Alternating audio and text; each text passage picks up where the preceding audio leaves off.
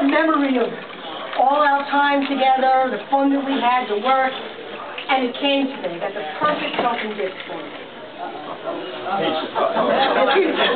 Nah, better than that. How about that?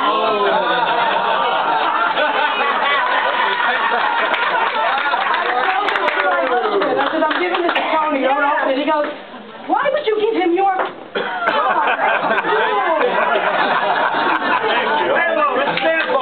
Your peppermint patty.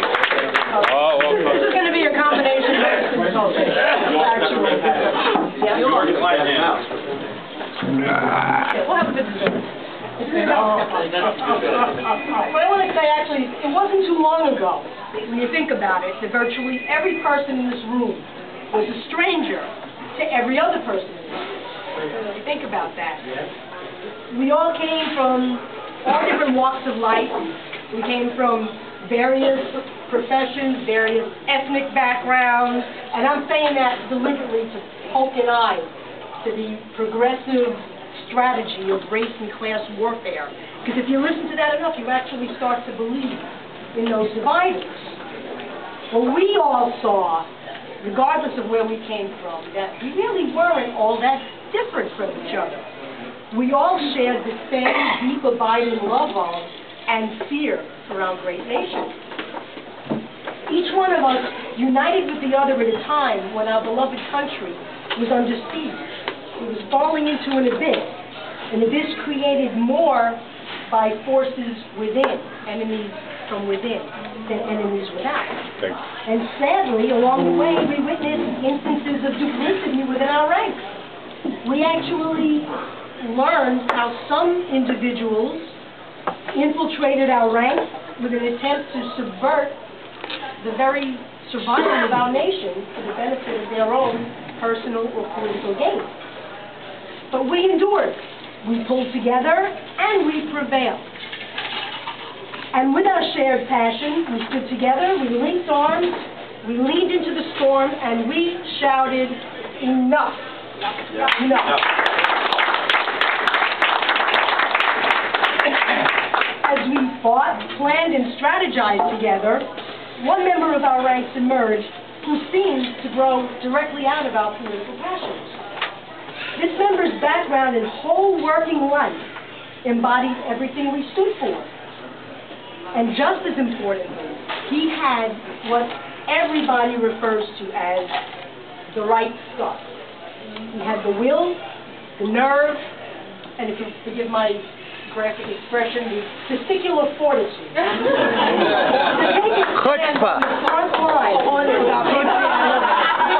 I have to explain that, Lynn? No!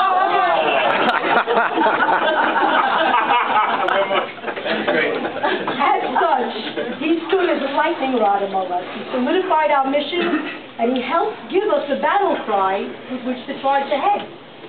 And he won for us, according to the latest AP test poll. Right? Latest AP test poll, right? See? You won, right? Yeah. Did you? Yeah. You did? Oh, okay. Because I was going to say, otherwise, you know, my friend ran for Congress, and all I got was this lousy T-shirt.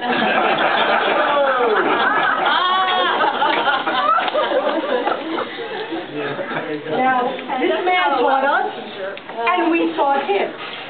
He demonstrated an incredible ability to develop strategies that outmaneuvered the most seasoned players in the established political field.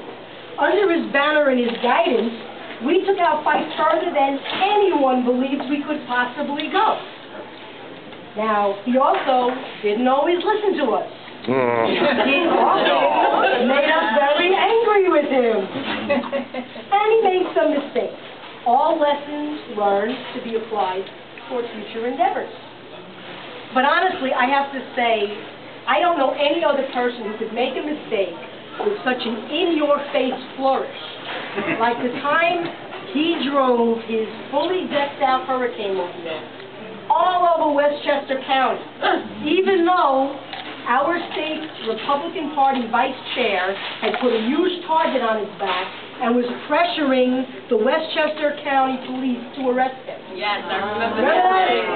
When I saw him, I yelled at him. I gave him holy hell. He listened to everything I said, and when I stopped to take a breath, he gave me his usual mischievous grin, and he said to me, "It's interesting because the cop I asked for directions, I guess, didn't get that message."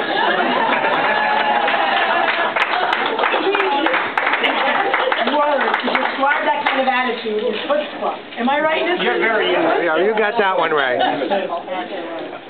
Because of the person, because of the passion of people like Tony Mele, our nation is in a better place today than it was before this past election day. He's not done yet, folks. And neither are we. The first fleet of rescue ships has sailed. But Tony is at the front of the line, ready to jump onto the second wave. Now, there's much work to be done, and happily this time we have a little more time to prepare for that second wave. We must keep our passion for our beloved nation burning brightly in our hearts. We must keep the faith, keep our conviction, keep Tony out of trouble, if it's possible. And teach him to talk straight. Teach him to talk straight, and we will prevail. It has been an honor seeing every single one of you and knowing that you're my teammates. Let's do it, folks. All right.